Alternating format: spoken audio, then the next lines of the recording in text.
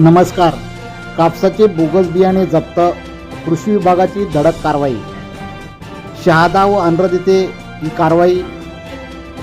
कृषी विभागाच्या भरारी पथकाने शहादा आणि अंरद येथे छापा टाकून 3 लाख रुपयांचे बोगस कापूस बियाणे जप्त केले आहे.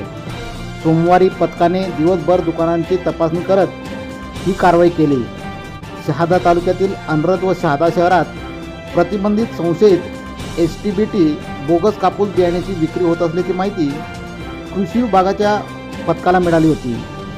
या अनुषंगाने पथकाने सोमवारी दुपारी 4 वाजता अंरद येथे हिरालाल महाजन यांच्या घरातून तर रात्री 9 वाजता शहादा शहरात रमाकांत वंजारे यांच्या घरातून एकूण 3 लाख रुपयांचे बोगस बियाणे जप्त केले आहे. या प्रकरणी गुणवत्ता नियंत्रक स्वप्नील शेडके यांच्या फिर्यादीवरून बियाणे उत्पादक कंपनी व रमाकांत वंजारे यांच्या विरोधात शहादा पोलीस ठाण्यात गुन्हा दाखल करण्यात आला आहे.